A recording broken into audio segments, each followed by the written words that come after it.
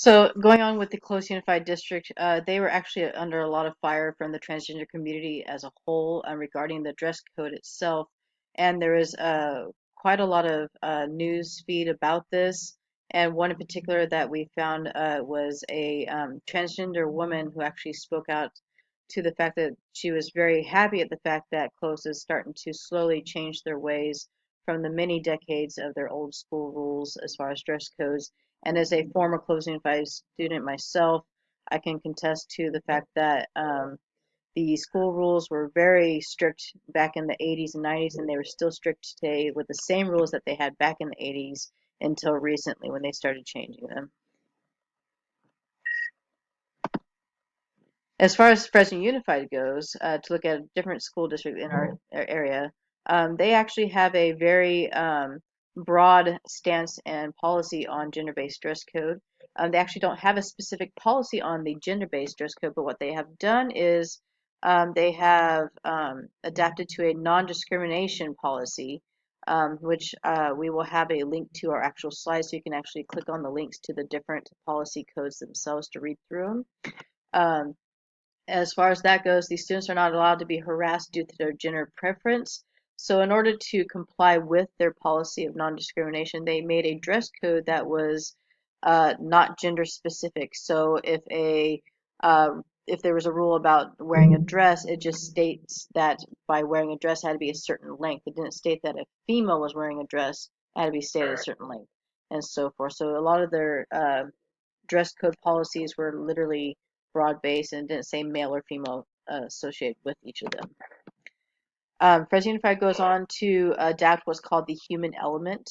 And again, we'll have this video for you to watch. It's a very nice video about adapting to this human element where each student is treated equally and they are seen as the identity that they look at as themselves. Fresno Unified has always strived to be inclusive and a safe school district for all of their students and continues to do so today. As far as the viewpoints and arguments go, there's pros and cons, of course, to this gender-based rules, which has been brought up before in the past. As far as pros go for the gender-based rules being looked at again, the school should be about learning in a safe environment with no harassment or discrimination. Um, the gender-based rules single out gender non-conforming students and is also subjecting them to bullying or ostracization, and that can cause them to actually go down a rabbit hole of being a student that doesn't uh, work hard in their classes, and actually their grades will drop, and a lot of times it's either been a cause of suicide or even dropout in school. So there's a lot of pros as to adhering to a dress code that is not gender specific. The cons,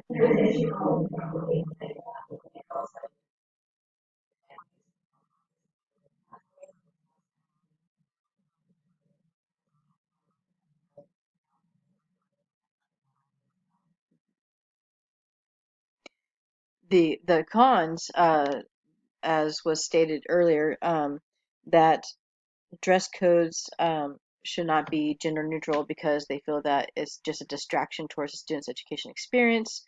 They also believe that it condones behavior that violates their morals and conservative values. So a lot of times, people that are stating this, again, that was mentioned before, are the ones that are at private schools or religious-based schools, or even schools that are in a cultural area that's very conservative itself, even if they're a public school such as Clovis Unified. So as conclusion, although there may be just many distractions that a student will face, something as important as a child's identity should not be compromised. A student needs to feel like they are free to express themselves without the oppression of a gender-based dress code. You want to add anything else?